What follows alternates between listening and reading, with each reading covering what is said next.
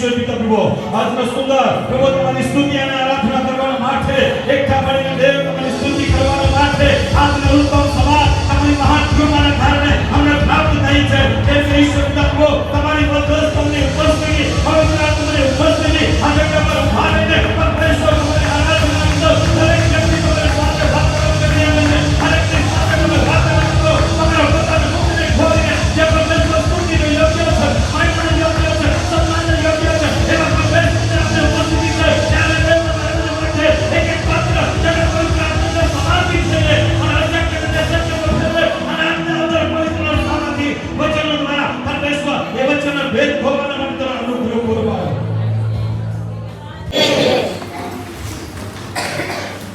प्रभु को धन्यवाद कि परमेश्वर ने आज इस रविवार के दिन हमें एक अनुग्रह दिया कि हम उसके चरणों में आए, उसकी आराधना करें। और मैं विश्वास करता हूँ कि परमेश्वर हमारे बीच में है। आमीन आमीन। आप डरो मत, मैं ज्यादा नहीं बोलूंगा। रमेश पास्टर ने कह दिया है 5 बजे तक, मेरी भी तो चार्जिंग उतनी रहनी चाहिए ना।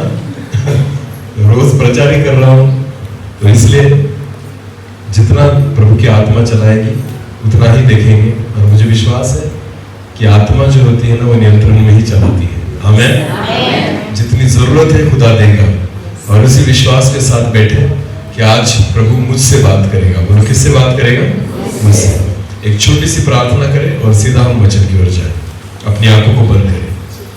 सर्वशक्तिमान जीवित पिता प्रभु जी, हम आपको धन्यवाद देते हैं और आपकी स्तुति और आपकी महिमा प्रशंसा करते हैं। प्रभु आप हमारे बीच में हो और आदर के योग्य केवल आप ही हो। सारा आदर मैं आपको देता हूँ, सारी महिमा जलाल आपको देता हूँ। मैं प्रार्थना करता हूँ ये वो समय है कि हम आपको सुनना चाहते हैं पिता। प्रभु जी आप हमसे बात करें, आपके बच्चों से आप बात करें। हाँ प्रभु, मैं प्रार्थना करता हूँ केवल आवाज मेरी हो, शब्द आपके हो। उन गहरी बातों को समझने के लिए, जानने के लिए मैं आपका दास होने के नाते मेरी समझ को आप खोले। हाँ पिता, आपकी आत्मा से मुझे भरे प्रभु, और पिता मेरे मुंह को आपके वचनों से भरे पिता, आपके शब्दों से भरे। जितने लोग सुनने वाले हैं उनकी समझ को खोले।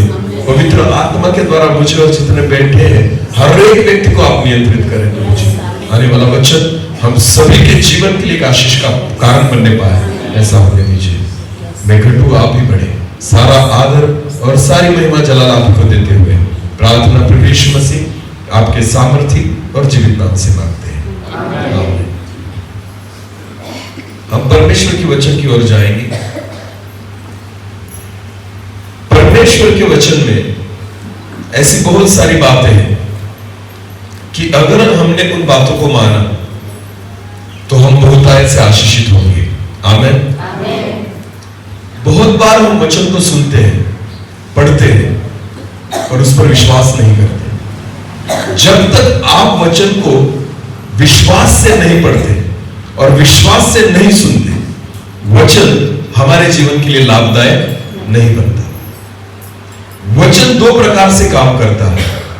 जब आप वचनों को सुनते और पढ़ते हो तो आपका ज्ञान बढ़ता है, यह एक फायदा है। और दूसरा सबसे बड़ा फायदा जो परमेश्वर चाहता है हमारा हो कि जब वचन आप विश्वास से पढ़ते और सुनते हो तो वचन आपके लिए लाभदायक बनता है। आमीन। तो प्रभु की इच्छा है केवल ज्ञान बढ़ाने के लिए नहीं, पर वचन के द्वारा हम आशीषों को पाए और हमारा लाभ हो, इसलिए हम वचनों को सुने और पढ़े। आमीन। तो आज हम परमेश्वर के वचन को इस विश्वास के साथ सुनेंगे। आमीन।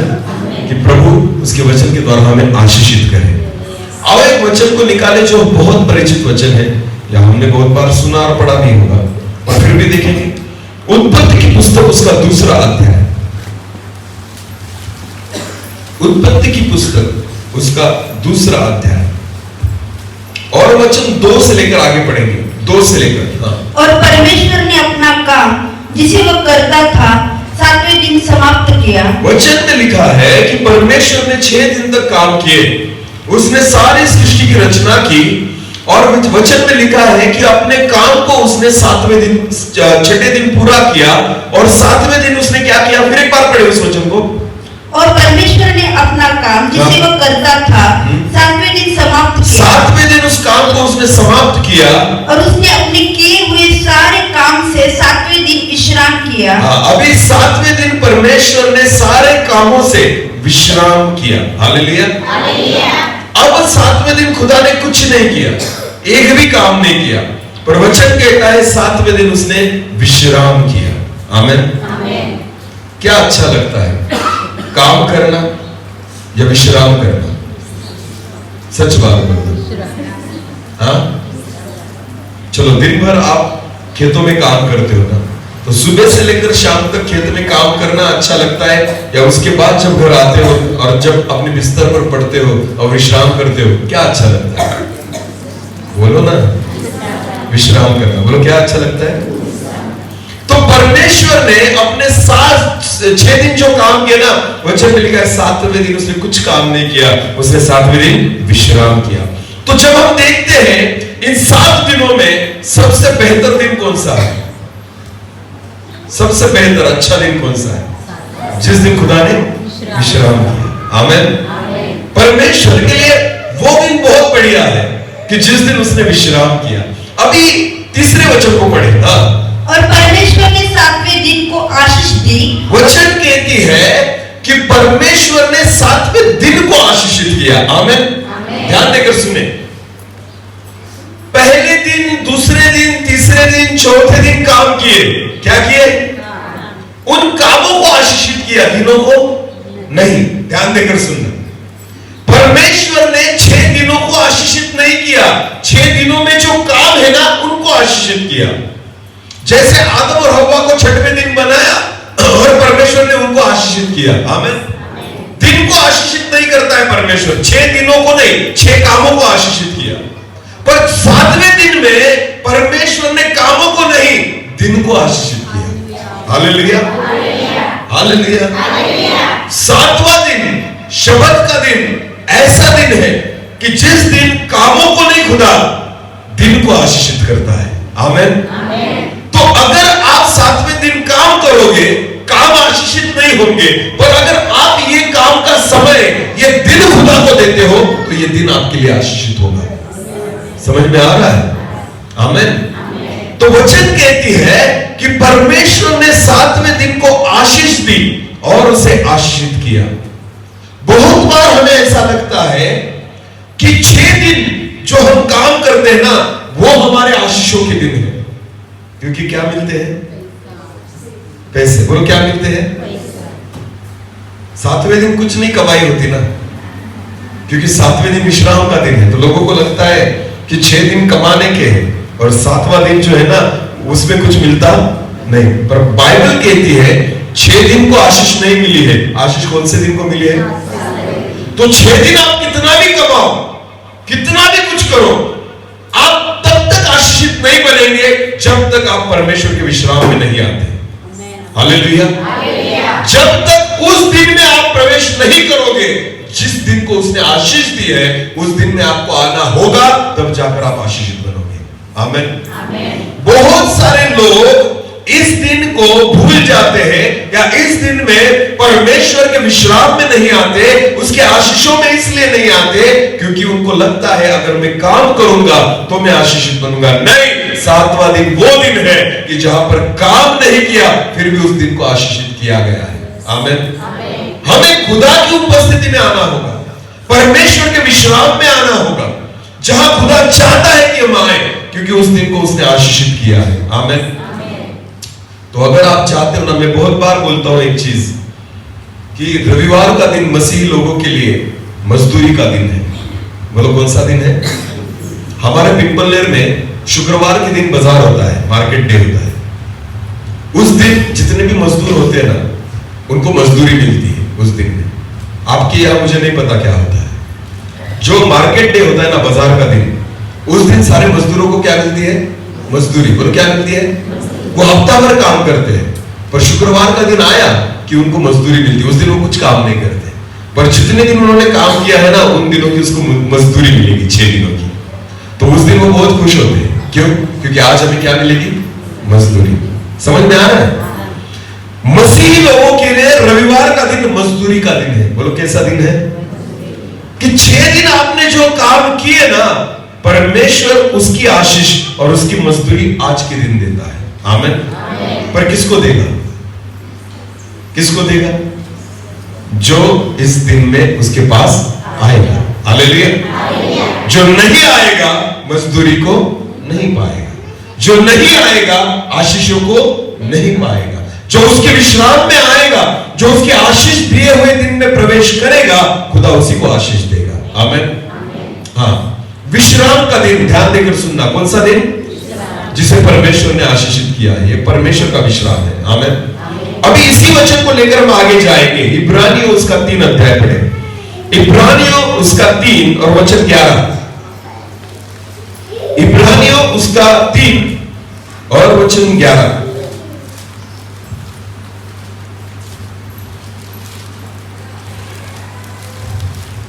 इब्रानियों उसका 3 अध्याय और वचन 11। तब मैंने क्रोध में आकर शपथ खाई। वचन इस रीति से कहता है, परमेश्वर कहता है, तब मैंने क्रोध में आकर एक शपथ खाई। हाँ, वे मेरे विश्राम में प्रवेश करने न पाएंगे। वे मेरे विश्राम में प्रवेश कभी न करने पाएंगे। परमेश्वर इजरायली लोगों के बारे में क्रोधित हुआ, उसको गुस्सा आया, तो परमेश्वर ने उनको क्या श्राप दिया बताया आपको? श्राप यह है कि तुम मेरे विश्राम में प्रवेश नहीं कर पाओगे, तुम मेरे विश्राम के दिन में नहीं आ पाओगे। लोगों को लगता है मैं रविवार चर्च में नहीं जाता, तू श्रापित है, तुझे खुदा नहीं आने देता। अगर कोई मसीह व्यक्ति चर्च में नहीं आता ना रविवार के दिन, वो ये मत सोचे कि मैं नहीं जाता। तू नहीं जाता नहीं, तुझे खुदा ही नहीं आने देता, क्योंकि तू श्रापित व्यक्ति है। वचन में लिखा है, वो मेरे विश्राम में नहीं आने पाएंगे। प्रयत्न करेंगे, नहीं आने पाएंगे, क्योंकि खुदा आने ही नहीं देता जिन पर उसका क्रोध होता है। ध्यान देकर सुनना, यह वचन इस्राएली लोगों के प्रिय परमेश्वर ने कहा है कि जब उन्होंने पाप किया, खुदा के विरुद्ध में उन्होंने बातें की ना, तो खुदा ने कहा मैं क्रोधित हूं इन लोगों की वजह से। इब्रानियों की पत्री में ऐसा लिखा है, 40 साल इन लोगों ने मुझे तकलीफ दी है। बोलो कितने साल? 40। किसको तकलीफ दी? परमेश्वर को। बोलो किसको? ये 40 साल कौन से थे पता है आपको? जिन 40 सालों में परमेश्वर हर दिन उनके साथ था। जब वो मिस्र से बाहर निकले ना, हर समय हर वक्त खुदा उनके साथ था। 40 साल परमेश्वर ने रात दिन उनकी रक्षा की। 40 सालों तक उनको मन्ना खिलाया, 40 साल तक उनको पत्थर में से पानी पिलाया। 40 साल तक वो तो ना बीमार पड़े, ना तो उनको कुछ हुआ। 40 साल तक उनके कपड़े भी नहीं फटे, 40 साल तक उनके जूते खराब नहीं हुए। 40 साल खुदा उनको मेघस्तंभ और अग्निस्तंभ के द्वारा चला रहा था। ये वो 40 साल है जिन 40 सालों में खुदा ने एक दिन भी उनको अकेला नहीं छोड़ा। पर वचन कहता है, इन 40 सालों में इन्होंने मुझे खुश नहीं किया, इन्होंने मुझे तकलीफ दी। बोलो क्या दी? तकलीफ दी। चाहते तो इजरायली लोग उन 40 साल में परमेश्वर को प्रसन्न कर सकते थे। आमीन। खुदा को खुश कर सकते थे, पर उल्टा किया। परमेश्वर ने चुनने के बाद उन्होंने उल्टा किया। जो 40 साल खुदा ने उनके साथ गुजारने थे ना, उन 40 सालों में परमेश्वर को घिन आए, ऐसे काम उन्होंने किए। परमेश्वर को क्रोध आए, ऐसे काम उन्होंने किए। मैं आपसे एक सवाल पूछना चाहता हूं, प्रभु ने जब आपको चुना, उस दिन से लेकर आज तक आप कैसा जीवन जी रहे हो? जिससे खुदा प्रसन्न हो ऐसा, या जिससे परमेश्वर क्रोधित हो ऐसा? अपने आप से पूछना। अगर मुझे यीशु पता है तो मैं आज क्या कर रहा हूं? अगर मैं प्रभु यीशु मसीह पर विश्वास करता हूं, मैं आज क्या कर रहा हूं? क्या सच में परमेश्वर को भाने वाला जीवन में जीता हूं, उसको प्रसन्न करने वाला जीवन में जीता हूं, या उसको मैं क्रोधित कर रहा हूं अपने जीवन के द्वारा? जब तक चुना नहीं गया था ना, नजरें नहीं थी परमेश्वर की हमारे ऊपर, पर जिस दिन चुन लिया है ना, उस दिन वो हमी को देख रहा है, हमी को सुन रहा है, हम पर उसकी नजरें टिकी हुई है। ध्यान देकर सुने, मिस्र में थे इजरायली लोग, जब गुलामी में थे ना, मिस्र में रह रहे थे, परमेश्वर नहीं देख रहा था उनके पास। पर जब वो तकलीफों में से चिल्लाने लगे खुदा को कि हे परमेश्वर, हमें हमारी गुलामी से निकाल। तब परमेश्वर ने नजरें लगाई उन पर। फिर नजरें लगाने के बाद परमेश्वर ने उनको गुलामी से निकाला। हमारे जीवन में भी हम पापों में थे, बीमारी में थे, संकट में थे, नाश में थे। खुदा ने हम पर नजरें लगाई क्योंकि हमने चिल्लाया था प्रभु को, हम पर दया कर। तो परमेश्वर ने हमारी प्रार्थना सुनी और उस दिन से खुदा ने हम पर नजरें लगाई। तो वहां से लेकर आज तक हम परमेश्वर को खुश कर रहे हैं या उसको क्रोधित कर रहे हैं, यह अपने आप को पूछिए। उसी की रोटी खाते थे और उसी को दोष लगाते थे, उसी का पानी पीते थे और उसी के विरुद्ध हमें बोलते थे। ये इस्राएली लोग, परमेश्वर सारी बातों के लिए उन पर ध्यान रखता था। आपको पता है, सारी चीजों के लिए उनके बारे में सोचता था। पर कभी भी इन लोगों ने उन 40 सालों में खुदा को प्रसन्न करने का जीवन नहीं बिताया। आज अपने आप से पूछिए, क्या फायदा हुआ मेरा कि प्रभु यीशु मसीह ने मुझे चुना है? मैं सच में प्रभु को खुश कर रहा हूं या अपने जीवन के द्वारा मैं प्रभु को दुखित कर रहा हूं, क्रोधित कर रहा हूं? दो चीजें होगी, दो चीजें होगी। एक तो परमेश्वर आपको देखकर खुश होगा या फिर क्रोधित। बोलो क्या होगा? अपने आप को पूछना, अपने आप को पूछना, ऐसा मैं क्या कर रहा हूं कि परमेश्वर खुश हो जाए मुझे देखकर? मेरे जीवन में ऐसी कौन सी बात है जिसे देखकर खुदा खुश होगा, और ऐसी कौन सी बात है जिसे देखकर वो क्रोधित होगा? उसने चुना है ना तुम्हें, उसने हमें चुना, उसने हमें बचाया। हम खुद को मसीही कहते हैं। अपने आप को एक प्रश्न पूछना, मेरे जीवन में ऐसी कौन सी बात है जिसको देखकर प्रभु खुश होगा? ध्यान देकर सुनिए, ये विश्राम का दिन है। बोलो कौन सा दिन है? काम करने का दिन नहीं। तो कौन से कामों से खुश होगा? विश्राम के दिन तो काम करने ही नहीं है। काम कौन से दिन करने हैं? सोमवार से लेकर शनिवार तक। इस दिन में काम नहीं है, मजदूरी का दिन है। तो अगर काम ही करने हैं, जिस कामों से खुदा खुश होगा, वो काम कब करने होंगे? सोमवार से लेकर शनिवार तक। क्या इस 2 घंटों को देखकर खुदा खुश होता है कि तुम ताली बजाकर उसकी आराधना कर रहे हो, तुम परमेश्वर के वचन को सुन रहे हो, तुम गीतों को गा रहे हो, तुम झूम रहे हो, तुम आनंद कर रहे हो, तुम हाथों को उठा रहे हो? ये हाथ कहां जाते हैं हफ्ता भर? जो आज उठते हैं ना, वो हाथ हफ्ता भर कहां पर उठते हैं? मुझे बताइए। जिस मुंह से परमेश्वर की आराधना रविवार को निकल रही है ना, हफ्ता भर उस मुंह से परमेश्वर की आराधना निकलती है या नहीं, ये बताइए मुझे। जो हाथ आज यहां पर बैठकर ताली बजा रहे खुदा के लिए, क्या ये हाथ सोमवार से लेकर शनिवार तक खुदा के लिए ताली बजाते हैं? अपने आप से पूछो, अपने आप से पूछो, क्या मेरे जीवन के द्वारा मैं खुदा को प्रसन्न करने का जीवन बिता रहा हूं या नहीं? तो परमेश्वर खुश है या मुझ पर क्रोधित है? वो मुझे देखकर खुश होता है या क्रोधित होता है? आज हर एक व्यक्ति के हाथों में बाइबल दिखेगा, हफ्ता भर मोबाइल दिखेगा, क्योंकि आज विश्राम का दिन है। तो लेकर आए हैं बाइबल, हफ्ता भर छूते भी नहीं उसको, हफ्ता भर अपना मोबाइल रहेगा अपने साथ, उसको नहीं छोड़ेंगे। पर रविवार के दिन याद आएगा क्या? बाइबल, क्योंकि विश्राम में जा रहे हैं।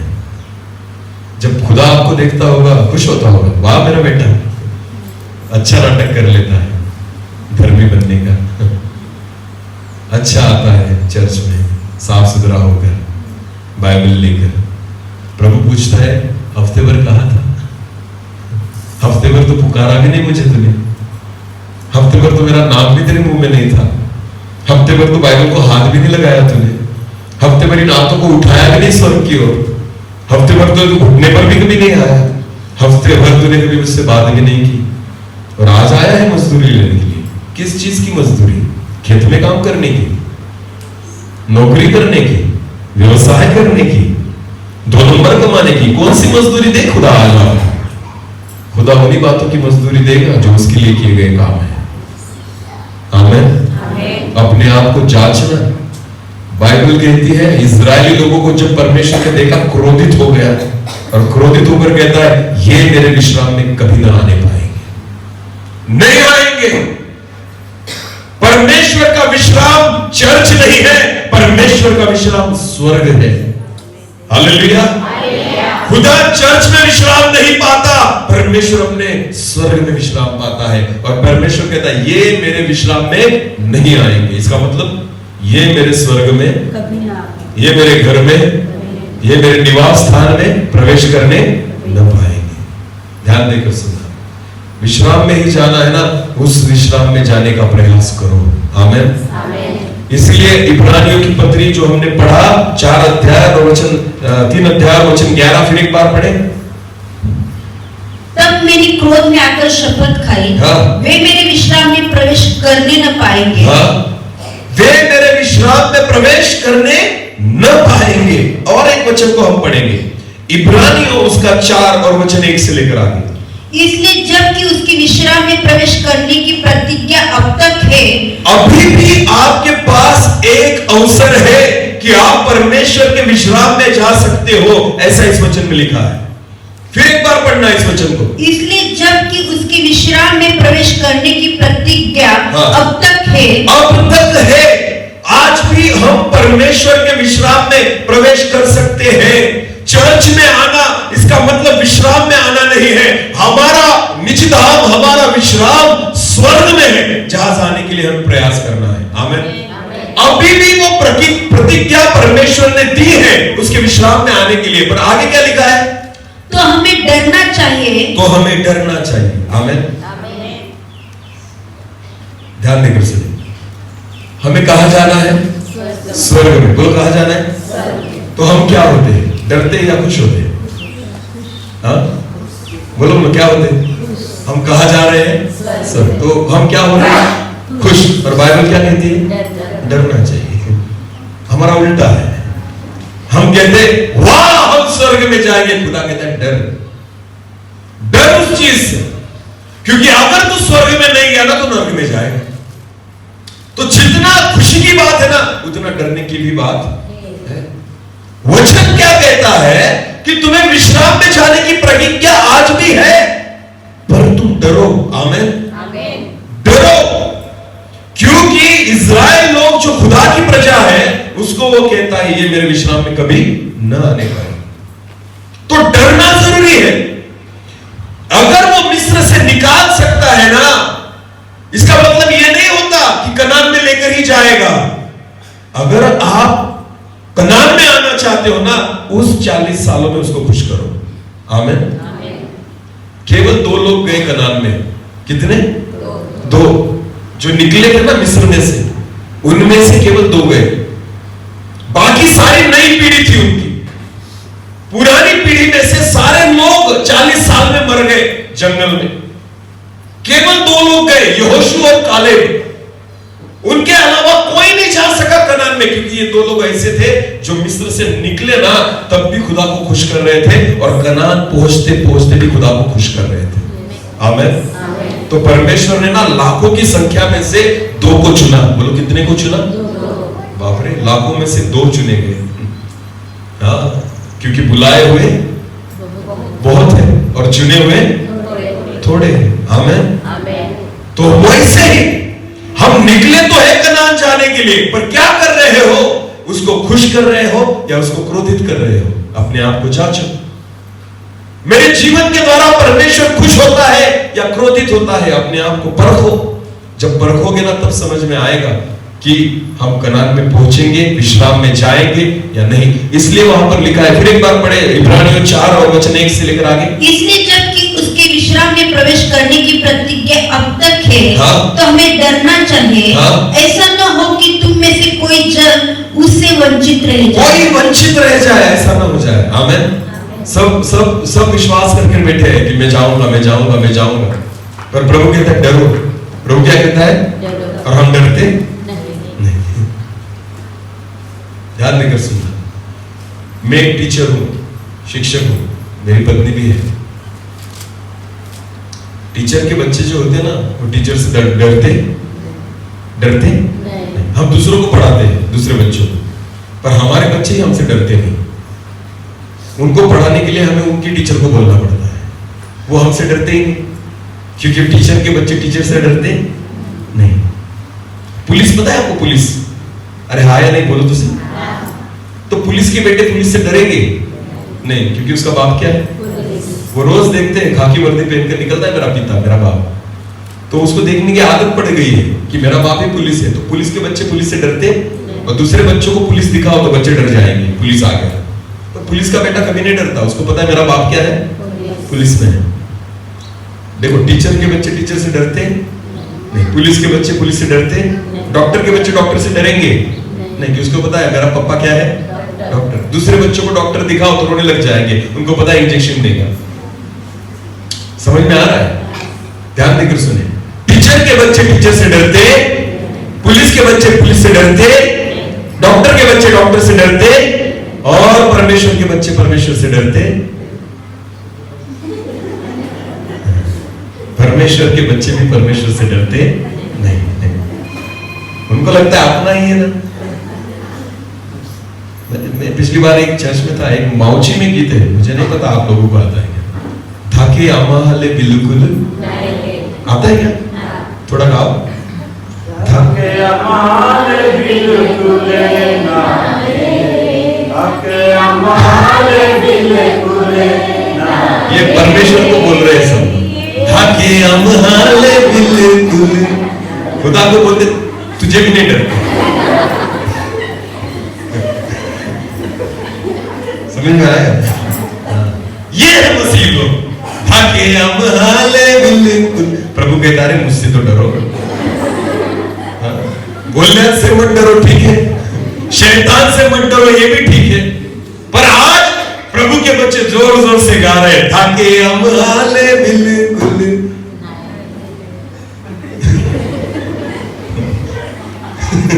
हालेलुया। इसीलिए ना खुद को मसीह कहते हैं, पर जीते नहीं वैसे, क्योंकि थाके अमाहले बिल्कुल। सोमवार से लेकर प्रार्थना भी नहीं करते शनिवार तक, क्योंकि थाके अमाहले। बाइबल को कभी हफ्ते भर हाथ भी नहीं लगाते, क्योंकि थाके। वाह रे वाह। और गीत गाते हैं, बजाओ लगाओ, थाके अमाहले। अरे क्या शर्म करनी चाहिए। अपने मुंह से कहते हो ना वो जीवित परमेश्वर है, डरो उससे, डरो उससे। जो बचा सकता है ना, नाश भी कर सकता है, डरो उससे। जो आशीषित कर सकता है ना, श्रापित भी कर सकता है, डरो उससे। परमेश्वर को एक ही चीज अच्छी लगती है, जो उसका भय मानता है ना, खुदा उस पर प्यार करता है। आमीन। उसके भय में ही आदर छुपा है। आमीन। परमेश्वर का भय मानना मतलब क्या है? उसका सम्मान करना, उसका आदर करना है। हालेलुया। इसलिए मैंने आपको उदाहरण दिया कि पुलिस का बच्चा पुलिस से नहीं डरता, वैसे ही जीवित परमेश्वर के बच्चे परमेश्वर से नहीं डरते। नए लोग प्रभु में आते ना, हमसे आगे निकल जाते। क्यों? क्योंकि उनको लगता है ये खुदा डरने की चीज है। आमीन। पर हम जो पैदाइशी मसीह है ना, पैदा ही हुए क्रिश्चियन परिवार में, सबसे कठिन वही होते हैं। नए लोग है ना, बहुत आगे निकल जाते हैं। इसलिए वचन में लिखा भी है ना, जो पहले आए ना वो लास्ट हो जाएंगे, आखिरी हो जाएंगे, और जो आखिरी आए वो एक नंबर पे आ जाएंगे। मसीह लोग जो विश्वासी परिवार में पैदा होते हैं, सबसे कठिन मेरे जैसे चौथी पीढ़ी है हमारी। कितनी? चौथी। चर्च में जाता था, संडे स्कूल जाता था जब छोटा था, उसके बाद तरुण संघ में जाता था, सारी चीजें करता था, पर दारू भी पीता था, तंबाकू भी खाता था, सिगरेट भी पीता था, सारे गलत काम करता था, क्योंकि पुराना क्रिश्चियन मसीह पैदाइशी। मुझे ऐसा लगता था स्वर्ग मेरे बाप का ही है। ध्यान देकर, ये मेरे बारे में बोल रहा हूं, आपके नहीं, आप धर्मी हो, ये मेरे बारे में। एक मसीह जो विश्वासी पैदा होता है, सबसे कठिन, डरता नहीं परमेश्वर से, खुदा से नहीं डरता, पर परमेश्वर चाहता है डरो उससे। अगर विश्राम में जाना चाहते हो ना, डरो उससे। अगर स्वर्ग में उससे। अगर उद्धार को पाना चाहते हो ना, डरो उससे। यीशु मसीह आएगा कलीसिया को लेने के लिए, अगर उसके साथ बादलों पर जाना चाहते हो ना, डरो उससे, क्योंकि डरना जरूरी है। स्वर्गदूत को नहीं छोड़ा, हम किस झाड़ की पत्ती है? लूसीफर को नीचे फेंक दिया, एक गलती की उसने, घमंड आ गया, नहीं रखा उसे स्वर्ग में। इतनी सारी गलतियों को लेकर कैसे हम स्वर्ग में पहुंच जाएंगे? बताइए ना मुझे। डरो उससे, सब बातें छोड़नी होगी, सब बातें छोड़नी होगी। उस वचन को फिर पढ़े और आगे जाए, इब्रानियों 4:1 से लेकर आगे। हाँ, इसलिए जबकि उसके विश्राम में प्रवेश करने की प्रतिज्ञा अब तक है, तो हमें डरना चाहिए। तो हमें डरना चाहिए, ऐसा न हो कि तुम में से कोई जन उससे वंचित रह जाए, क्योंकि हमें उन्हीं की तरह सुसमाचार सुनाया गया है। अभी ध्यान देकर सुने इस वचन को, क्योंकि हमें भी उन्हीं की तरह सुसमाचार सुनाया गया। किसकी तरह? इजरायली लोगों की तरह। बोलो किसकी तरह? उन्हीं की तरह हमें भी सुसमाचार प्रचार किया गया। हालेलुया। आगे बढ़ो।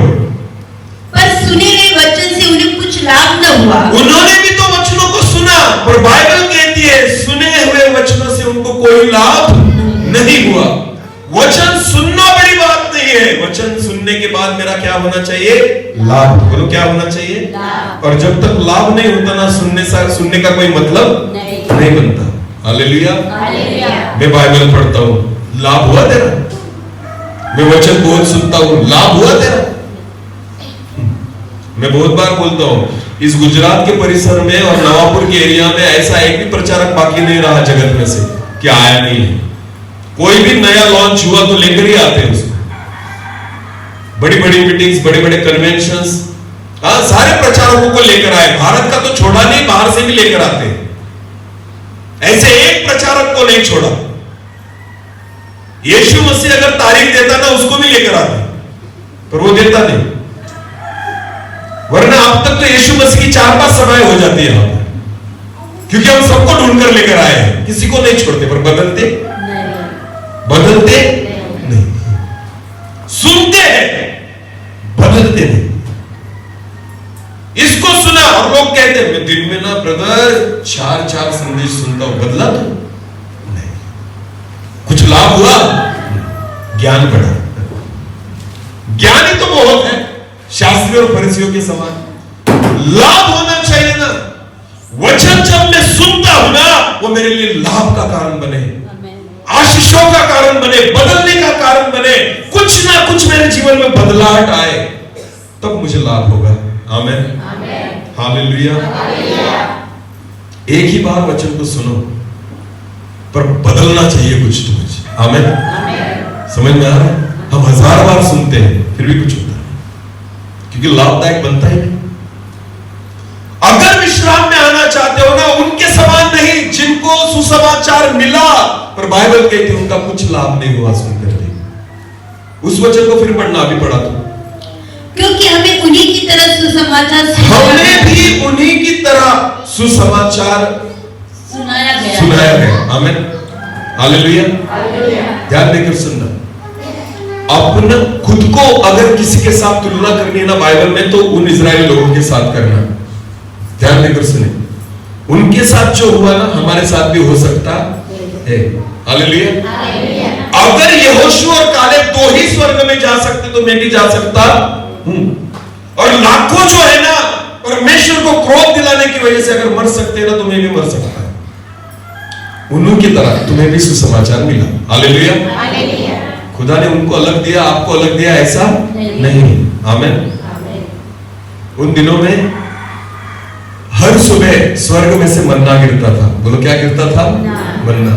और वो चुनते थे और खाते थे। खुदा का मन्ना खा खा के कनान की ओर जा रहे थे। आज भी वही हो रहा है। हर सुबह मोबाइल खोला, मन्ना खाया।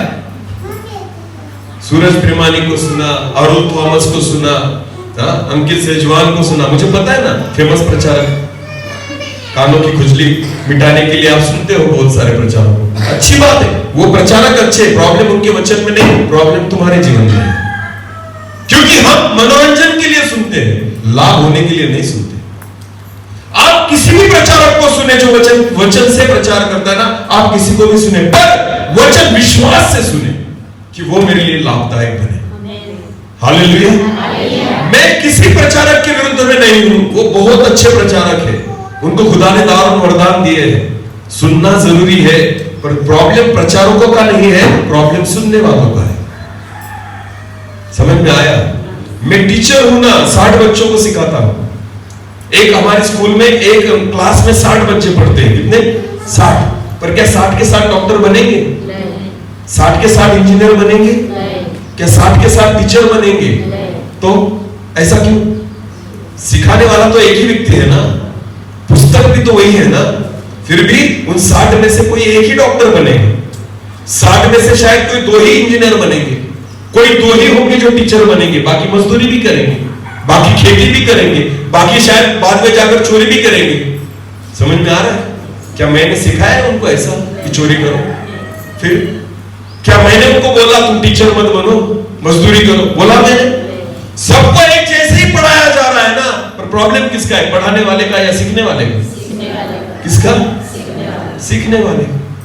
सीखने वाला बराबर सीखे तो डॉक्टर ही बनेगा, पर अगर बराबर न सीखे तो मजदूरी के सिवाय दूसरा उसके पास कोई चारा नहीं है। प्रॉब्लम प्रचारकों का नहीं है, प्रचार हो रहे हैं, मन्ना गिर रहा है, मन्ना आ रहा है, रोटी ऐसे खाओ कि तुम्हें लाभ हो। आमीन। रोटी ऐसे खाओ वचन की कि हमें लाभ हो, वरना विश्राम में नहीं जा पाओगे। उस वचन को फिर दोहराना, क्योंकि हमें उन्हीं की तरह सुसमाचार सुनाया गया है, पर सुने हुए वचन से उन्हें कुछ लाभ न हुआ। सुने हुए वचन से उन लोगों को कुछ भी लाभ नहीं हुआ, क्योंकि उसका कारण है क्योंकि सुनने वालों के मन में विश्वास के साथ नहीं बैठा। क्योंकि वो वचन जो उन्होंने सुना ना, सुनने वालों के मन में विश्वास के साथ वो वचन नहीं बैठा। हालेलुया। वचन को विश्वास से सुने। बोलो कैसे सुने? वरना वचन हमारे कुछ लाभदायक नहीं है, हमारे लिए कुछ भी लाभदायक। हमें बदलने का काम करता है वचन। आमीन। हमें आशीष करने का काम करता है वचन। कब? जब हम वचन को विश्वास से सुने। बोलो कैसे सुने? विश्वास से। जब वचन विश्वास से सुना जाएगा ना, लाभदायक होगा। आमीन। वचन मुझे समझना आवश्यक है। आमीन। परमेश्वर मुझसे क्या बात कर रहा है मुझे समझना जरूरी है। अगर मैं नहीं समझ पाता इस बात को तो वचन मेरे लिए लाभदायक नहीं बनता। प्रेरितों के काम उसका 8 अध्याय, प्रेरितों के काम उसका 8 अध्याय वचन 26 से लेकर आगे बढ़े। प्रेरितों 8 वचन 26। फिर प्रभु ने एक स्वर्गदूत ने फिलिप्पुस से कहा, उठ और दक्षिण की ओर उस मार्ग पर जा जो यरूशलेम में गाजा को जाता है। फिलिप्पुस को परमेश्वर की आत्मा ने गजा की ओर भेजा। यह रेगिस्तानी मार्ग है। वो उठकर चल दिया और देखो कुश देश का एक मनुष्य आ रहा था जो खोजा और कुशों की रानी कंदाक का मंत्री और खंजाती था। एक बड़ा मंत्री जो एक खोजा है, वो उस रास्ते पर से जा रहा है रथ में सवार होके आगे। वो आराधना करने को यरूशलेम आया था। वो अपने रथ पर बैठा हुआ था और यशायाह भविष्यवक्ता की पुस्तक पढ़ता हुआ लौटा जा रहा था। वाह वाह वाह, ध्यान देकर सुने। रथ में जा रहा है। बोलो किस में जा रहा है? रथ में। ये इस वचन को बहुत ध्यान से सुनना। वो रथ में जा रहा है। रथ धीरे चलता है या जरा गति से चलता है? तेज चलता है ना। ओके, रथ में जा रहा है। दूसरी बात, वो कहां से रहा है? यरूशलेम। बोलो कहां से आ रहा है? क्या कर आ रहा है? आराधना। बोलो क्या कर आ रहा है? इसका मतलब हमारी नजर में वो व्यक्ति कैसा है? पापी या धर्मी? धार्मिक व्यक्ति है ना। ध्यान देकर सुने। रथ में आ रहा है, यरूशलेम से आराधना कर आ रहा है। दूसरी बात, जब वो रथ में बैठा है, वो प्रवास कर रहा है, फिर भी वो क्या कर रहा है? क्या पढ़ रहा है? यशायाह नबी की पुस्तक। देखो, एक व्यक्ति जो यरूशलेम से आराधना करके आ रहा है, दूसरी बात वो बाइबल भी पढ़ रहा है, यशायाह की पुस्तक भी पढ़ रहा है, पर फिर भी परमेश्वर की आत्मा फिलिप्पुस से कहती है उसके पीछे जा। पढ़े उस वचन को। वो अपने रथ पर बैठा होता और यशायाह भविष्यवक्ता की पुस्तक पढ़ता हुआ लौटा जा रहा था। तब आत्मा ने फिलिप्पुस से कहा, हाँ? निकट जाकर इस रथ के साथ हो ले। अरे जल्दी जा फिलिपुस, उसके रथ के साथ हो ले, उसको पकड़ ले, उसकी मुलाकात कर, क्योंकि खुदा को पता था रथ में जा रहा है, मंदिर से जा रहा है, बाइबल भी पढ़ रहा है, पर जा तो नाश की ओर ही रहा है ना। फिलिपुस को क्यों भेजा? क्यों भेजा? क्योंकि वो उद्धार पाए। बोलो वो क्या पाए? अगर नहीं फिलिपुस जाता तो क्या लगता आपको?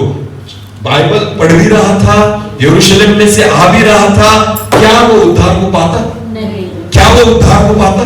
नहीं। तो रथ में बैठकर जा कहा रहा था? जीवन की ओर या नाश की ओर?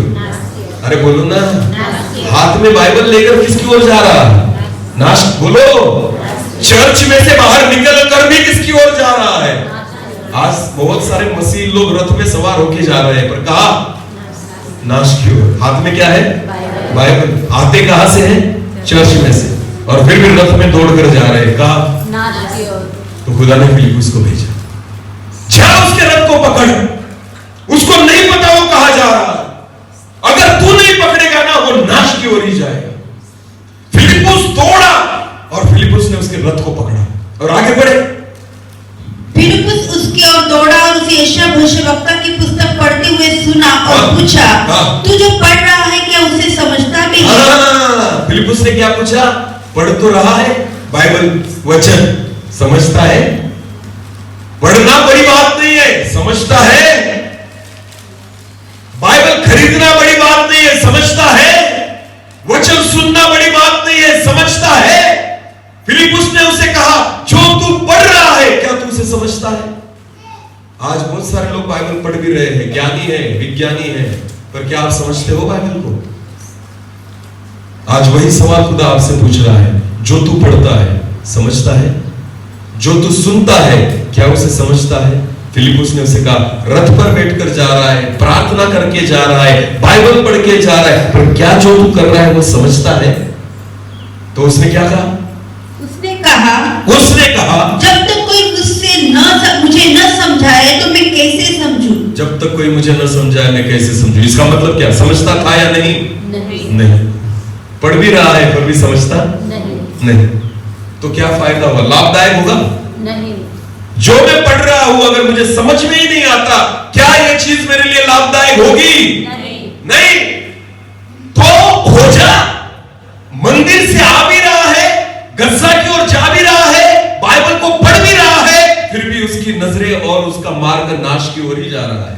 फायदा कुछ भी नहीं, लाभ कुछ भी नहीं। इसलिए फिलिपुस को पवित्र आत्मा ने कहा, जा उसे पकड़, क्योंकि वो रथ में जा रहा है, बहुत फास्ट जा रहा है नाश की ओर। आज नाश की ओर जाने वालों की स्पीड बहुत ज्यादा है और स्वर्ग की ओर जाने वालों की स्पीड बहुत कम। इसीलिए खुदा दौड़ा रहा है फिलिपुस को, भाग भाग, इनको पकड़, क्योंकि ये जो नाश की ओर जा रहे हैं ना उनकी स्पीड बहुत ज्यादा है। खुदा के लोगों, ऐसे फिलिपुस चाहिए प्रभु कि जो ऐसे रथों को पकड़े। लोग इतने आपको पता है खुद की धार्मिकता में इतने अंधे हो गए ना, लोगों को लगता है मैं बराबर जा रहा हूं। नहीं, तू नाश की ओर जा रहा है, क्योंकि जो तू पढ़ता है ना तुझे समझ में नहीं आता, इसका मतलब तू नाश की ओर ही जा रहा है। इसलिए तो फिलिपुस को भेजा गया ना उसके पास, इसलिए फिलिपुस गया और उस दौड़ा और उसको पकड़ा। जो खुद को धर्मी समझते हैं ना, परखो क्या वचन समझ में आता है तुम्हें? क्या लाभदायक हुआ वचन मेरे जीवन में? क्या सच में मैं वचन के अनुसार चलता हूं या वचन ने मुझे बदला है? कुछ नहीं। तो समझ लेना तुम भी उस खोजे के समान हो जो अपने रथ पर बैठकर नाश की ओर जा रहा है। और फिलिपुस दौड़ा उसके बाद, क्या तुमने जो पढ़ा तुमने समझा? उसने कहा, जब तक कोई मुझे न समझाए मैं कैसे समझूं? आमीन। वचन आप खुद नहीं समझ पाओगे, समझाने वाला चाहिए। बोलो कौन चाहिए? समझाने वाला। हाँ, तो मुझे नौकरी पर रख लो, 60,000 तनख्वाह दो, मैं यहां पर होता हूं, समझाऊंगा, पर बढ़ेगा। मैं नौकरी छोड़ देता हूं ना, मेरी पगार जो है ना 1 लाख मुझे दे दो, मैं यहीं पर रुकता हूं, पर बढ़ेगा नहीं ना। पर कौन समझाएगा? बुला के लेकर आओ सूरज प्रेमानी को, बुला कर लेकर आओ दूसरे प्रचारकों को, यहां पर रुकेंगे आपके साथ? नहीं। फिर कौन समझाएगा? समझना तो जरूरी है ना। Yes. हाँ, खोजा कहता है कोई मुझे न समझाए तो मैं कैसे समझूंगा? तो क्या करें फिर अभी तुम्हें समझाने के लिए? मैं तो नहीं रुक सकता, दूसरा प्रचारक भी यहां पर नहीं रुक सकता, फिर समझने की तो आवश्यकता है ही ना। हाँ, तो कोई है जो हमें समझाता है। आमेन। यूहन्ना ने समाचार निकाले, उसका 16 अध्याय वचन 13 से लेकर आगे। यूहन्ना उसका 16 वचन 13 से लेकर आगे। परंतु जब वो अर्थात सत्य का आत्मा आएगा, हाँ, तो तुम्हें सब सत्य का मार्ग बताएगा। हाँ, सत्य का आत्मा, पवित्र आत्मा आएगा, वो तुम्हें सारे मार्गों के बारे में बताएगा। आगे बढ़ो। क्योंकि वो अपनी ओर से न कहेगा, हाँ। परंतु जो कुछ सुनेगा वही कहेगा। जो वो सुनेगा प्रभु से वही तुमसे कहेगा। आगे। और आने वाली बातें तुम्हें बताएगा। और आने वाली बातें बताएगा। आगे। वो मेरी महिमा करेगा, हाँ। क्योंकि वो मेरी बातों में से लेकर तुम्हें बताएगा। हाँ, वचन क्या कहती है कि पवित्र आत्मा, यीशु कहता है मेरी बातों में से लेकर तुम्हें बताएगा। आमीन। तो सबसे अच्छा शिक्षक कौन है बताया आपको? पवित्र आत्मा। बोलो कौन है? जो आपको सिखाएगा। वचन क्यों नहीं समझता? क्योंकि मैं आत्मा से नहीं चलता और आत्मा से नहीं पढ़ता। हालेलुया। वो आएगा, मेरी बातें तुम्हें सिखाएगा। आमीन। प्रचारक पर डिपेंड न रहे, आत्मा पर डिपेंड रहे। आमीन। हाँ, कोई भी प्रचारक पर ना निर्भर नहीं रहना। निर्भर रहना है ना तो परमेश्वर की पवित्र आत्मा पर निर्भर रहो। वो जो सिखाता है ना कोई नहीं सिखाता। आमीन। फिलिपुस में आत्मा थी, इसलिए दौड़ा उसके पीछे और उसने सिखाया कि ये वचन ऐसा है। आमीन। आज उसी की जरूरत है। प्रचारक नहीं दौड़ पाएंगे इतने, क्योंकि बहुत स्पीड में भाग रहे हैं सब नाश की ओर। तो क्या है पता है? आत्मा को मांगो कि प्रभु आप हमें सिखाएं कि हम वचन को समझ ले पाए और आपके विश्राम में आए। आमीन। बाइबल कहती है अज्ञानता के कारण मेरे लोग नाश हो रहे हैं। किसके कारण? वचन की अज्ञानता के कारण मेरे लोग नाश की ओर जा रहे हैं। लोगों को पता ही नहीं कि उनका रथ नाश की ओर जा रहा है। लोगों को पता ही नहीं उनकी गाड़ी नाश की ओर जा रही है।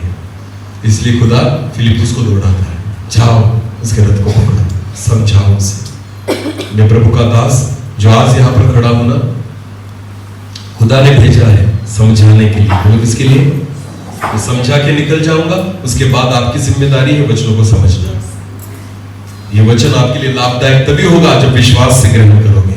आमीन। कुछ होते हैं ऐसे, ये कौन आया बड़ा हमें सिखाने वाला, मरोगे अपने पापों में। विश्वास से ग्रहण करोगे तो जियोगे। हालेलुया। मैं आपको बताना चाहता हूं खुदा के कलाम से कोई बड़ा नहीं है, परमेश्वर के वचन से कोई बड़ा नहीं है।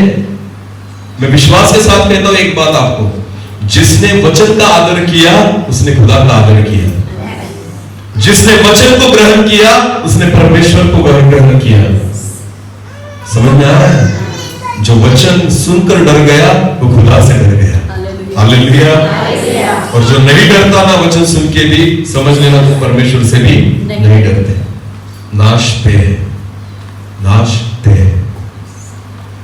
मैं आज परमेश्वर का दास होने के नाते यहां पर इसलिए आया हूं, अपने आप को जांचना जो खुद को मसीह कहते हैं। क्रिश्चियन परिवार में पैदा होने से कोई मसीह नहीं बनता। पानी का बपतिस्मा लेने से कोई मसीह नहीं बनता। मेरा बाप और मेरी माँ क्रिश्चियन है इसलिए मैं मसीह नहीं बनता। क्रिश्चियन तौर से शादी कर ली तो मैं मसीह नहीं बनता। मसीह बनने के लिए खुदा को समझना जरूरी है, उसके वचनों को समझना, और वो वचन मेरे जीवन में लाभदायक होना जरूरी है। हालेलुया। वरना विश्राम में नहीं जा पाओगे। ये है वो खोजा, जा रहा था नाश की ओर, पता ही नहीं था। फिलिपुस ने कहा जो तू पढ़ रहा है क्या तू समझता है? वो कहता है नहीं, अगर कोई समझाएगा तो समझ में आएगा। आज बहुत विचार करता हूं, बहुत बार इतना ना, जब देखता हूं कि लोग चर्च को सवर कर जाते हैं और ऐसा दुपट्टा विपट्टा लेकर, और उनके हाथ में बाइबल, ऐसा लगता है वाह वाह प्रभु, ये तो सारे लोग स्वर्ग की ओर जा रहे हैं। नहीं, खुदा पूछता है पूछ उनसे जो तू पढ़ रहा है क्या समझता है? तो जवाब होता है नहीं। मंदिर में से आया पर समझता नहीं, बाइबल पढ़ता हूं पर समझता नहीं, नाश है। मैं प्रभु से मांगू खुदा आपको सिखाए, हमें समझाए, वचन मेरे लिए सुनने के द्वारा लाभदायक बने। आमेन, हालेलुया। बोलो यीशु मसीह की जय। यही परमेश्वर आपके और मेरे जीवन में चाहता है हो। मैं आपको कम दिखाने के लिए नहीं, डराने के लिए नहीं, पर परमेश्वर का वचन सचेत करने के लिए है। बोलो किसके लिए है? हम जाग जाए। आमेन। हम खुदा की ओर देखें, हम समझें कि परमेश्वर हमारे जीवन से क्या चाहता है। और इसलिए इस वचन में पढ़ा है, मैं क्रोधित होकर मैंने कहा ये मेरे विश्राम में कभी प्रवेश करने न पाएंगे। क्रोधित उनसे होता है परमेश्वर जो उससे नहीं डरते और उसके वचनों को नहीं जानते और विश्वास से नहीं मानते। आज से खुदा के वचनों को सुनना केवल नहीं, केवल पढ़ना नहीं, विश्वास से पढ़े और विश्वास से सुने। आमेन। कि वचन मेरे जीवन के लिए लाभदायक बने। Hallelujah, hallelujah. विश्वास करता हूं जितनों ने सुना है और जिनको लगता है कि मैं बदलूं, अवश्य बदलेंगे। खुदा आपको अनुग्रह देगा, पवित्र आत्मा आपको सहायता करेगा। पर बाकी जो लोग जिनको ऐसा लगता है ये कुछ भी बकवास करके निकल गया, इसको क्या आता है, मुझे भी समझ में आता है, बचपन से क्रिश्चियन हूं, मुझे सारी चीजें पता है, वैसे ही रहो। यही वचन आपका न्याय करेगा आखिरी दिन। मैं नहीं ना प्रभु, वचन में सीधी रीति से लिखा है, जिस वचनों को तुम सुनते हो ना, वही एक दिन तुम्हारा न्याय करेगा कि तुमने क्या सुना और क्या समझा। हालेलुया।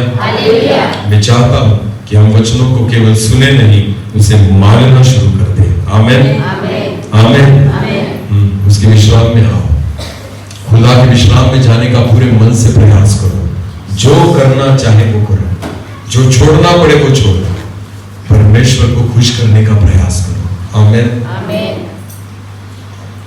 प्रॉब्लम वही है, फिर एक बार बताता हूं, लास्ट टाइम, हमें ऐसा लगता है रविवार को परमेश्वर देखता है, बाकी दिन देखता, इसलिए बाकी दिन अपने मन से जीते हैं, रविवार को खुदा की इच्छा से जीते हैं। रविवार का दिन परमेश्वर की इच्छा से जीते हैं, बाकी 6 दिन अपने हिसाब से काम करते हैं। नहीं, जो परमेश्वर का भय मानते हैं ना, सोमवार से लेकर शनिवार तक भी खुदा का भय मान के ही जीते हैं, उसके वचनों पर ही चलते हैं। आमेन। तब जाके विश्राम में पाओगे, विश्राम में प्रवेश करने पाओगे, अन्यथा नहीं। प्रभु आपको सहायता करे। अपनी आंखों को बंद करें, इस समय हम प्रार्थना में जाए। हर एक व्यक्ति अपनी आंखों को बंद करे, अपने आप को तैयार करें। क्या जिन बातों को हम पढ़ते हैं, सुनते हैं, समझते हैं, आज वही सवाल खुदा हमसे पूछ रहा है।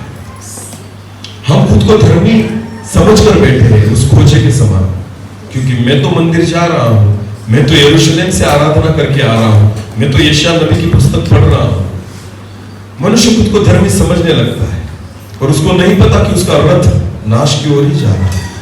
और इसलिए खुदा फिलिप्पुस को भेजता है कि जाओ उसको बचा, उसे नहीं पता वो कहां जा रहा है।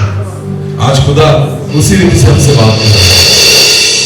हमें अपने मार्ग के बारे में नहीं पता, पर आज खुदा से अनुग्रह मांगो, पवित्र आत्मा प्रभु आप हमें सहायता करें कि हम आपके वचनों पर चलें, हम आपकी इच्छा पर चलने पाए। इसलिए आप हमें सहायता करें। एक छोटा सा कोरस लेंगे और प्रार्थना में जाएंगे। धन्यवाद यीशु। अपनी आंखों को बंद रखें और अपने मन को परमेश्वर की ओर लगाएं।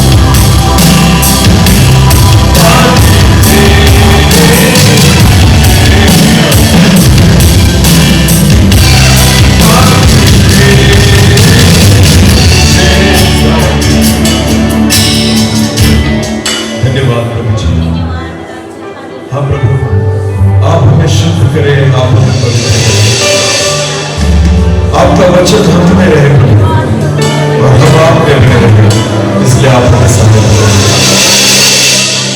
केवल वचन को पढ़ने वाले नहीं, समझने वाले हम बने, केवल सुनने वाले नहीं पर समझने वाले हम बने, इसलिए आप हमें सहायता करें।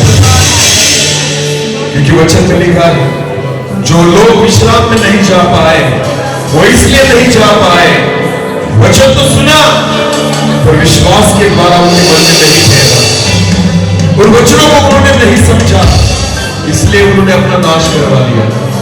प्रभु हम अपना नाश न करें प्रभु, नाश की ओर न जाए, और हम वचनों को समझे, जाने और उसके अनुसार चले। इसलिए आप हमें सहायता करें कि हम आपके विश्राम में प्रवेश करने पाए, इसलिए आप हमें अनुग्रह दें। सारा आदर और सारी महिमा जलाल आप ही को देते हुए प्रार्थना प्रभु यीशु मसीह आपके सामर्थ्य और जीवित नाम से मांगते हैं, आमीन।